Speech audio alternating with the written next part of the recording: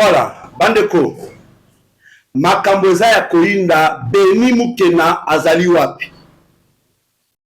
Mama ya Beni Mukena auti koloba ete oyo tomoni na video asase wana eza mwana na ete. Mwana na ye aza innocent. Mais tolandaki dernièrement na ba information na ba page Facebook, donc na réseaux sociaux en général. Et talisaki ete Beni Mukena bakangaki ye na 100 000 $ en liquide bandeko. Ok, ezalaki information ya lokuta.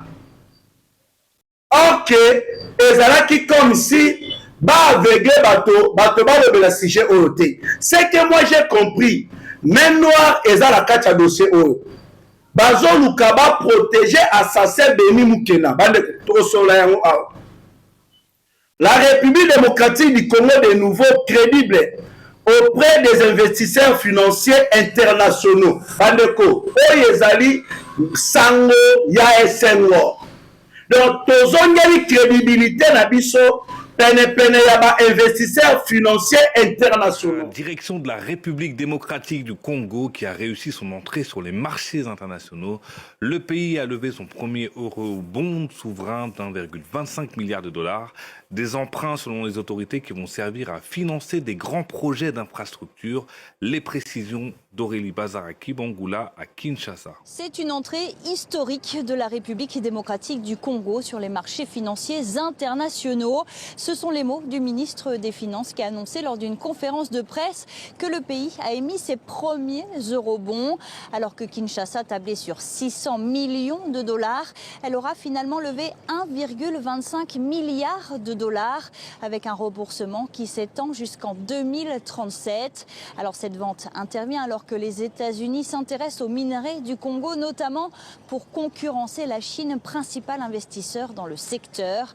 Mais pour les autorités congolaises, c'est aussi le signe que le pays a entrepris les bonnes réformes pour améliorer la gouvernance et être vu comme un emprunteur crédible. Même nos conseillers n'arrivaient pas à réaliser que la République démocratique du Congo, ce pays qui est décrit comme simplement celui où il y a la guerre à l'Est, peut être en mesure d'attirer autant d'investisseurs.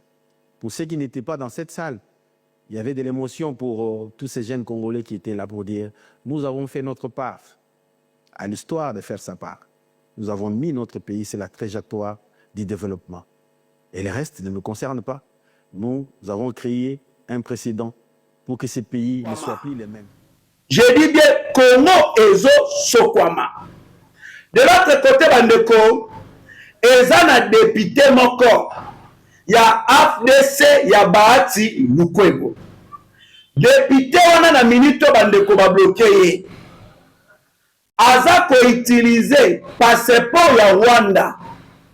Pona kokende na France après Kigali, Goma, bandeko. Passeport ya Rwanda. Mais député national na mboka na biso, parti politique AFDC ya Bahati Lukwebo. Botala comment est-ce que tozali infiltré partout. Yango na lobaka ntango nyonso balance identification na ba parti politique. Bakomona bapaya batonda ebele ba Rwandais. Identification bandeko na classe politique. Nous avons plusieurs politiciens. Oyo bami benga makaete baza ba Congolais, or que en réalité bandeko bazali ba Congolais te. Insécurité dans la ville-province de Kinshasa. Nathalie Saki na bino ete bautaki kokanga un Rwandais. Rwandais wana bandeko atrabayaka elongo na ba militaire na biso mosusu pona kokreaka insécurité na ville-province ya Kinshasa. Opération ya Rwanda ya ko déstabiliser awa na capitale là où ba institution ezali. Bakangi Rwandais wana pe bakangi ba militaire oyo atravaillaka na bango elongo. Rwandais wana aye kopesa adresse bisika bandeko na bango mosusu bazali bandeko bakei kokanga lisusu une trentaine ya ba Rwandais awa na Kinshasa. Incroyable mais vrai. Yango na interpella katango nyoso. Le VPN de l'intérieur, maître Jacquemin Chaban, le commandant de la police, il y a ville-province de Kinshasa, Israël Kantou, ministre de l'intérieur provincial, Daniel Boumba, ceux qui boza la katia ko rêver, boza ko sacrifier population. Les ennemis de la République bazali awa. Mais tout le monde a comme si la police est alité. Comme si l'autorité et le mobani. Ça est la attribution na bango. Ça est la oeza ba tâche na bango. Mais bazo koufela toujours qu'on s'enrichit. Toloba toloba te, tokoloba. Tokobeta lisolo yango malamu awa bandeko. De l'autre côté, ancien président sud-africain. Na kombo ya Thabo Mbeki, président na Afrique du Sud de 1999 à 2008. Aouti ko déclaré que l'ancien président congolais Joseph Kabila est du Katanga. Là, je dis bien Thabo Mbeki. Alors, Joseph Kabila aza ya Katanga. Koluka kopini rien. Et que ça a été bakatangé batelema contre le gouvernement ya Kinshasa. Thabo Mbeki alobi, il ne faut pas associer Joseph Kabila na makambo ya ba N23. Kabila aza innocent na makambo wana. Le président Tshisekedi elongo bani na ye a dialogué na Alliance Feu du Congo ba M23. Car problème ezoleka na Congo, eza problème interne non externe. Alors il faut arrêter de citer toujours le nom du Rwanda. Car Rwanda a un problème au Congo. Problème est ya Congolais bangona bango. O ezali kosenga réconciliation. Là c'est Thabo Mbeki bandeko. Na ko répondre Thabo Mbeki malamu. Na ndenge alobi ke Kabila e di Katanga. Na ko répondre malamu na émission oyo. Ndenge akoloba ke Kabila azali na lien ba M23 bandeko. Bokoye bango awa. Bisika milinga ekobima. Voilà. De l'autre côté, bandeko, l'armée rwandaise RDF bazali kotonga camp militaire na bango na Sisi groupement de Mumosho province d'ici Kivu. Bandeko incroyable. Ba militaire à Rwanda. Là je lis oza balkanisation te.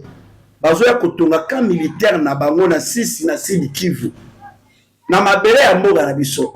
Sisi ezali pene ya Nyangezi pe Bukavu. Nini o ezalaka na Sisi Rwanda za kozwa yango azomena ngo epa na ye bane par après balo ba Rwanda za na kata makambo oyo te. Le président américain Donald Trump a outi kotombola mongongo moyen ya koloba ete ako examiner de près boboyi ya Rwanda ya ko retirer ba troupe na ye na mabele ya Congo. Bande ko je vous dis ça chauffe. Makamboza ya koinda. Bonjour et bonsoir chers fidèles internautes de partout dans le monde, j'espère que vous allez bien. Merci beaucoup na balandi na biso ya KN8 télévision. Merci beaucoup pe na balandi na biso ya Petruza télévision. Tozali kosenga na bino bozala vraiment ebele ya ko liker émission, bozala ebele ya ko partager émission et surtout bobo sanate ko s'abonner massivement na KN8 télévision pe na Petruza télévision. Les diaspora congolais de partout dans le monde, zoto libanda ya mboka memolema na kati ya mboka ya Congo.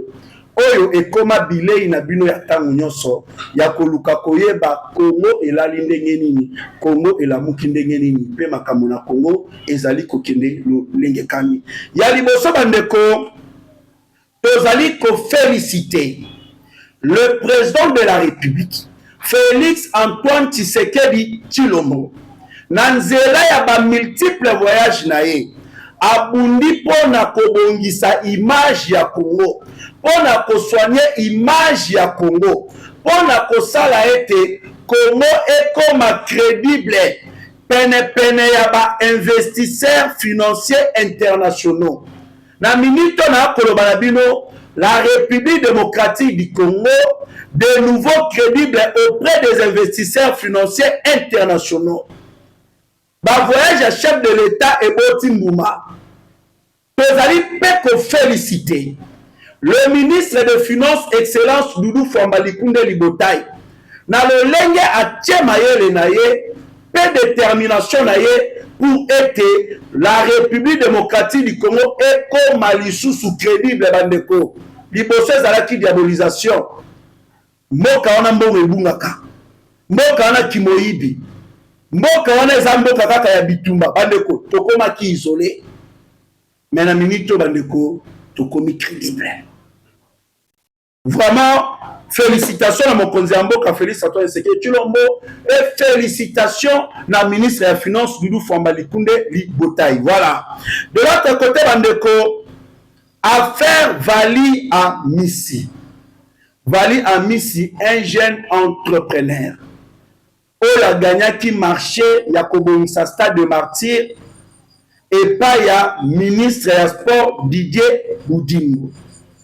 Likunya esali na masa na ye na kombo ya Beni Mukena na se ya kanda to likunya wana e kokumba Beni Mukena aboma camarade na ye Vali Amisi parce que azui marché ya kobongisa Stade de Martyr. Balance bandeko avis de recherche bazali koluka Beni Mukena o aya ko répondre devant la justice na crime oyo azu ya sali. Toye komona mama ya Beni Mukena kobima. Mama na ye alobi boye video oyo ya assassin oyo tamboli mokili mobimba emoni. Video wana oyo azala kati ya video wana eza mwana na ngai te. Mwana na nga aza assassin te. Mwana na nga aza innocent. Mwana na nga aye de l'autre côté. Et d'ailleurs baye oyo bazo continuer ko publier photo ya mwana nanga na réseaux sociaux. Koloba ba n'importe quoi. Na ko déposer plainte contre bango. Là ezali mama ya Beni Mukena. Na kati ko défendre mwana na ye. Mais minoko ya batu ezali ko chauffer na motuna moko. Ya kotuna, ya koluka koyeba si Beni Mukena aza innocent.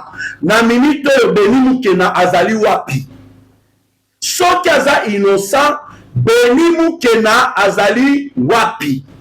Soki akimi nini soki aza innocent. Moi je comprends bien bandeko, main noire eza la kati ya dossier oyo. Bazo luka ba sauver Beni Mukena, mais tandis que Vali Amisi nzoto lali na mabele. Mama ya Vali Amisi ye pa lobi, ba kokunda mwana na ye te kino justice. Eko kanga moto oyo abomeli ye mwana te bandeko. Mais tomona ki na ba réseaux sociaux. Information moko motambola ki. Ya botalisi ete Beni Mukena bakangi ye na $100,000 en liquide. Azali kokima kokende vers boma bandeko. Selon les informations sur les réseaux sociaux. Or que en réalité Beni Mukena bakangi ete. C'est comme si bazoluka ba créer moi dossier moko boye pona ko aveugle ba congolais, pona ko bosalisa ba congolais dossier oyo afin que Beni Mukena azala sauver. Ba nanyo bazolinga basala kuwana bokoyo kaka o autorité moko songolo pakala. Biso tozali ko réclamer justice pona Vali Amisi. Ba congolais bazali ko senga justice pona Vali Amisi. Je pense bien message et l'équipe. Voilà. Na kwa bolandi bandeko mboka na biso eza infiltré na degré moko incroyable. Na lobaka na bino tango nyonso. Kabila tango lobaka ono peuple congolais na lobi na bino bo bareti sekeli la route. A changé constitution te. Bo banzaka te ke eza biso de Kabila lobaka. Kabila lobaka na bandeko ne ba Rwandais oyo ba infiltra mboka na biso. République démocratique du Congo bandeko ezali infiltré. Kabila amema ba Rwandais kaka na la police congolaise te. Kabila kota ba Rwandais kaka na armée ya Congo te. Kabila kota ba Rwandais kaka na classe politique congolaise te. Kabila akota ba Rwandais na ba institution nyonso kaka te. Mais Kabila a kota ba Rwandais. Cette infiltration même au sein de la population congolaise. Ne bato na bango oyo bango balansaka ba message. Botele mabo bareti seke de la route. Si Kabila azali pona ba Congolais, soki Kabila alingaka ba Congolais, bolingaki bomo na ye asalaka ba déclaration contre le Rwanda, a dénoncé le massacre ba Congolais à l'Est, incapable de dénoncer le massacre ba Congolais à l'Est, mais capable de kosena kaka na ba Congolais wana batelema pona kobunda pona intérêt na ye Kabila. Et Sengeli va identifier la parti politique ya mboka ya Congo. Baye baba membre ba parti politique la baza banani. Toye baba député otozali na bango. Est-ce que ba député wana nyoso baza ba Congolais? Bandeko, c'est très important. Car Baouti Bandeko ko détecter un Rwandais mais députés nationaux. Na mboka ya Congo, parti politique AFDC ya Bahati Lukwebo. Incroyable mais vrai. Kombo na ye ezali Kasusa Kikobire. Boyoki kombo.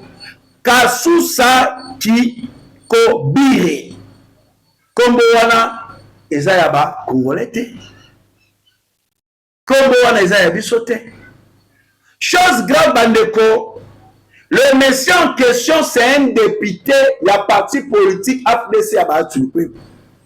Passeport Oyo Azui pour ne utiliser. A Kende na France, après France, Aleka ensuite na Kigali, Kigali paye Goma. Et ça passeport ya Rwanda. Bota les akobima na etando ike na bino. République of du Rwanda. Mais députés nationaux en République démocratique du Congo. Bon, la degré d'infiltration. Aussi, Bandeko, Azamoko Yabayi M23. Parce que passeport, on a ça qu'on utilise. Accueillir France, ensuite Kigali, Kigali, Goma. Goma, Ezali Bisika, oh, ils ont le contrôle Yabayi M23. Pour Kotakuna Loba, Ozamoko na Bango. So moko na bango te moya okota kuna ezali te. Yango na lobaka toza na ba M23 awa bandeko. Toza na ba M23 o baza ba député. Toza na ba M23 o bazali ba politicien. Ba M23 ya ba opposant bazali awa bandeko. Esengeli identification bandeko ko banda na population. Ko matati likolo. Peu banani azanani pour sauver ce pays. Peu banani azanani. Insécurité au ezali na ville province à Kinshasa. Le VPM de l'intérieur, maître Jacquemin Chaban. Bon le bakana mokonzambo ka vérité. Ne pensez pas que le chef de l'État congolais aye bakaba makambouté. Le président de la République est le mieux informé que le Kabiso Nyoso. Exacte que boté na conseil des ministres. Otelemo loba, non makamba ba insécurité, ba image baza kolakisa, ezali ba biloko ba réseaux sociaux montés et fabriqués. Vous pensez que moi koko sa chef de l'État? Mokonzambo kabandi koloba, na kinkole babomaki batumi balé. Place tel, abandi ko pesa bino information. Mais yo avez peine de l'intérieur, bandeko. Le commandant de la police, il y a vu la Kinshasa, Israël Kanto, incapable de maîtriser la situation. Les Congolais comme ils sentir comme si ils avaient abandonné de laisser. Vous avez la ministre provinciale de l'Intérieur, gouverneur de la ville province à Kinshasa, Daniel Boumadoubaki. La précaution de la mesure vous allez causoir pour contrer cette insécurité. Vous ne comprenez pas que ça fait partie nager à l'ennemi pour déstabiliser les institutions à la Kinshasa. Vous ne comprenez pas que ça fait partie na plan à l'ennemi pour pousser les Congolais battre le changement de la constitution en disant que tozali na insécurité, vous trouvez solution te, nde bolingi bowelela na le changement de la constitution. Toboyi, biso tolingi na bo assurer biso sécurité. Eza lokola kolingi di makala minoko ba congolais. Mais bino bovandi bo akosala le côté. Toyebi te, tobenga bino ba complice tolini. Bautaki kokanga Rwandais parce que eza réseau bandeko. Il y a les M23 ici à Kinshasa. Bakangi Rwandais na ba militaire mosusu ya biso bandeko na opération ya ko créer insécurité bandeko na ville province de Kinshasa. Rwandais wana bazu bakangi ye. Alobi nazanga imoko te eza réseau mobimba oyo ezali na Kinshasa. Ba misusu bazali na adresse tel. Bazali na bisika tel bandeko. Non force de sécurité. Bakei inde na adresse oyo Rwandais wana zo apesi. Bakei ko retrouver une trentaine ya ba Rwandais awa na Kinshasa. Une trentaine ya ba Rwandais. Bakangi bango nyoso. Baza kotuna bango mituna. Swahili oyo baza koloba bandeko eza ya biso ya awa te. Eza ya ba Rwandais. Bako ba Swahili moko ya se. Ido wasantir eza makasi ya biso ya awa te. Boyaki kosala nini bobomba mi une trentaine awa na kati. Insécurité la ville à Kinshasa. Soki ba service à sécurité à mboka na biso. Le commandant de la police ya ville à Kinshasa Israël Kambi a décidé de ma côté de ma kosala musala. Bandeko, beaucoup découvrir ma réalité à wana Kinshasa. Beaucoup découvrir ma kambo somo à wana Kinshasa. C'est par là que vous allez comprendre comment est-ce que l'ennemi de la République, Paul Kagame, a planifié bakuna à wana Kinshasa. Et c'est ngeli toloba. Ce qui tolobi tezali mawa. Israël Kant. VPM de l'Intérieur, Maître Jacquemin Chaban. Ministre provincial de l'Intérieur. Daniel Bumba Lubaki, botel mabosa la musala. Toboy ba discours ya ebele. Toboy au lieu de servir peuple, mais bino bozoé la nous commis servir bino moko. C'est comme si vous avez un capot pour s'enrichir. Na malheur, na souffrance, il y a des Congolais. Tout le bateau, tout le bateau. Vérité, c'est vos cabanités. Et la mette là, et si kaba sokola kayango. Na point molandi bandeko. Na ye comment na tata oyo a komima na etando ike na bino. Azali ancien président sud-africain. Kombo nae ezali Thabo Mbeki. Président de 1999 à 2008. Thabo Mbeki a outiko déclaré Koloba était ancien président congolais. Joseph Kabila Edi Katanga. Alobi boy. Comme vous le savez, Joseph Kabila vient du Katanga. Il est originaire de cette région. Si le gouvernement de Kinshasa prend la position de le traiter de traître,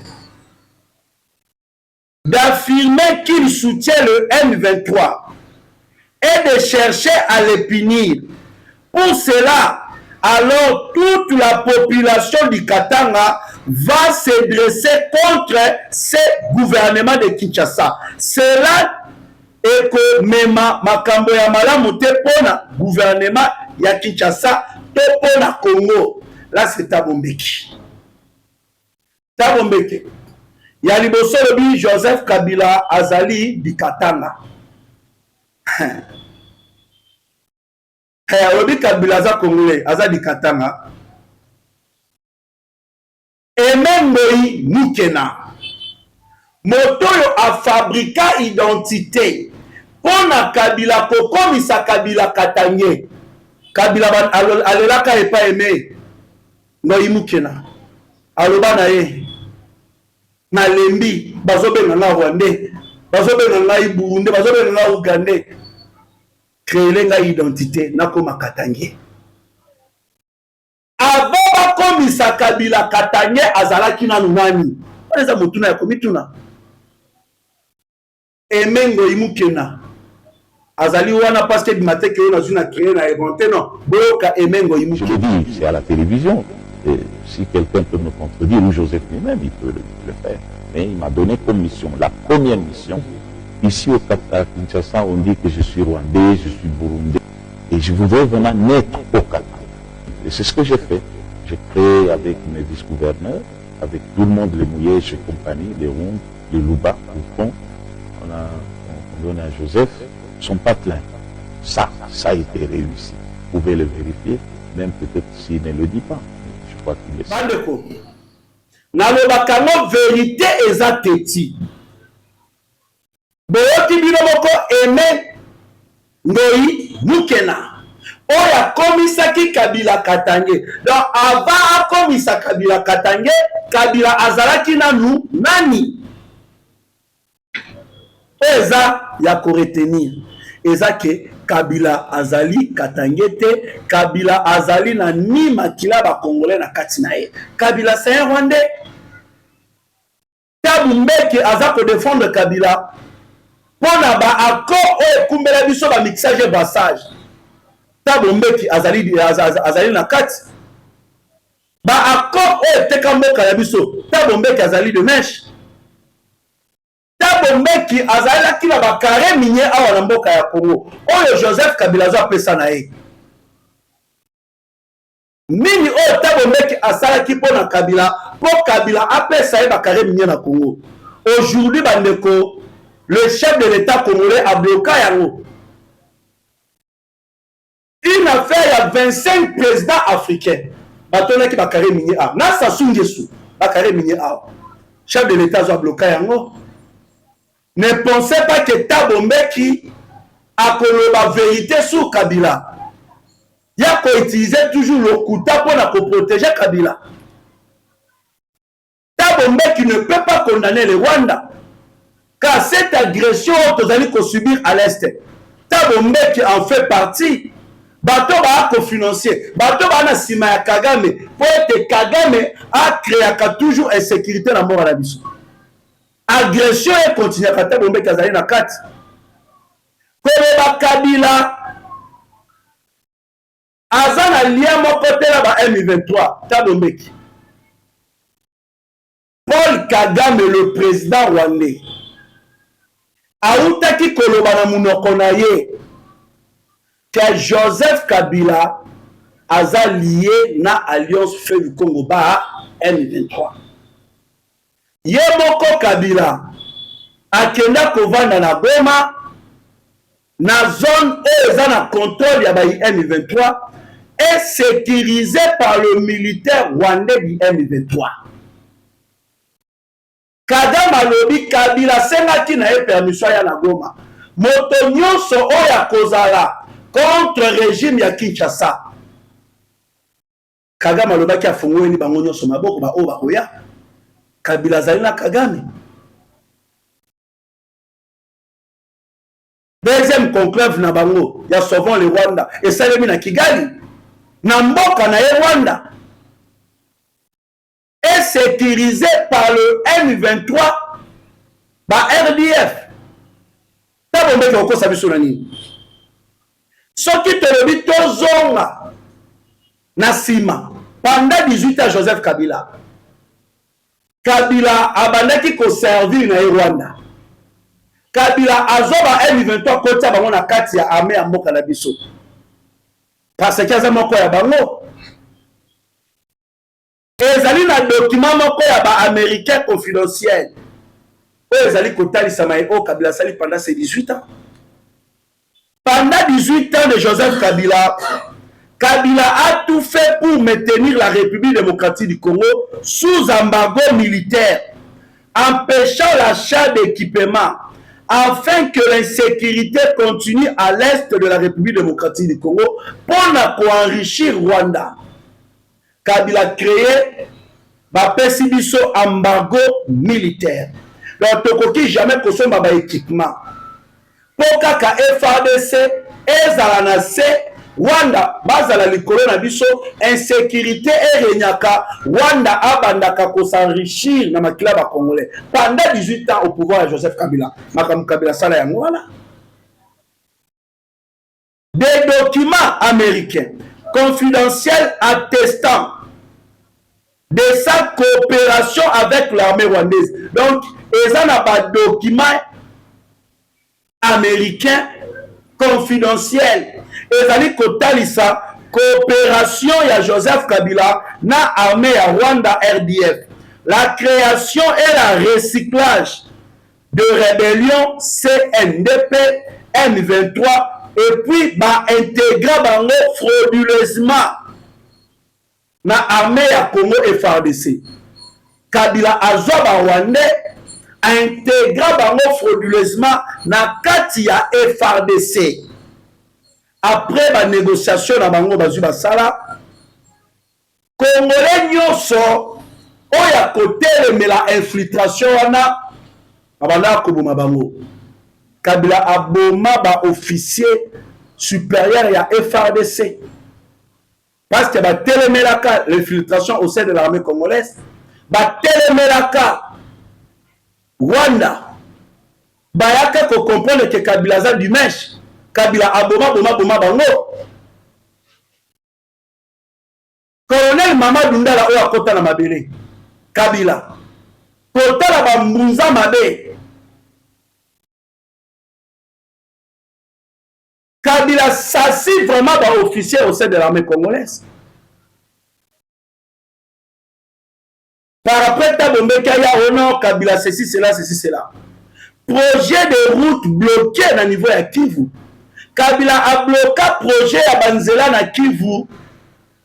On a kaka la sabotage, pillage, qu'on facilite Rwanda à gagner. Banzela a causé minéraux, ceci, cela. Tu as un président qui est congolais. Aye Koboma Babilo Konyo Sowana. Kabila Tala Bibo Sabalokwa, c'est qu'il a bomi Babilo Konyo Sopona Mboka na Rwanda. Nansangana Bandeko na Rwanda pour la Bundisa Congo. Yango toi comment na Bandeko. Vérité za vérité. Tabombe Kaye Kolobali Susuboye. Alobi problème ezo le kana Congo. Eza problème à ba Congolais bango na bango. Et ça problème interne et non externe. Arrêtons de citer le Rwanda ou l'Ouganda. Le président Tshisekedi et Sengeli a ça la dialogue na alliance feu du Congo M23 car solution à crise oyo et kozala toujours résolu na kati non chez les Américains. Par contre que États-Unis d'Amérique ils ont ça la Congo na Rwanda. Et comme comment côté et qu'on change le comment côté. Car le problème n'est pas le Rwanda, mais le problème est Ali à Congolais Bangona Bango. Là c'est à Bombeki. Baneko Bisika Bozali. Est-ce que Tabombeki a raison? Alors dit que Rwanda zana kata makambo ti. N'est-ce pas c'est Kagame? Et bandina na connaît na ngalobi oui. To bénéficier kana soutien à Rwanda. Kagame yomoko ayaki kolobani. Alobi oui. Baza elongo na alliance fleuve Congo contre Tshisekedi. Même Olivier Ndoumourir ayaki kondima yango. Kagame yomoko azondimi mais Tabombe kiozo longola Rwanda na kati makambo pourquoi? Pourquoi comme ça problème eza ba Congolais bango mais ta liste ba Rwanda baza na kati. Délégation oyo bazwi bakei na Suisse na Genève mpona kosolola makambo ya Congo n'est-ce pas barwandais batondi na kati okolongola Kagame pourquoi kolongola Rwanda pourquoi si le président Tshisekedi alobi dialogue na alliance fleuve Congo M23 baye oyo bakoya kovanda na table il y aura des Rwandais de la même façon on va se retrouver à niveau de la Suisse. De la même façon, on va se retrouver ce soir à niveau de Congo, la dialogue. Nous allons dialoguer avec les Rwandais. Le problème en est que Rwanda zoluka balkaniza boto la biso mabele. C'est ça le problème. Le problème est ça va minérer en boka la biso. C'est ça la réalité. Et surtout na tango na koloba na bino parce que to komi na suka émission. Na tango na koloba na bino. L'armée rwandaise RDF bazali kotonga camp militaire. Bande kubotu na ba kotonga ngwa. Ba kotonga camp militaire non na Rwanda. Mais baza kotonga camp militaire na bango na est de la République démocratique du Congo na Sisi groupement de Mumoso na province du Sud Kivu. Paul Kagame a envoyé son armée à Sisi na Sud Kivu. Depuis Kigali le 15 avril 2026 en complicité avec le chef Savana Kaizi, le chef de la localité de Sisi, qui désormais azali kolala na Rwanda. Bonne explication. Donc, Kagame aza kotonga camp militaire na niveau ya Sisi na Sud Kivu.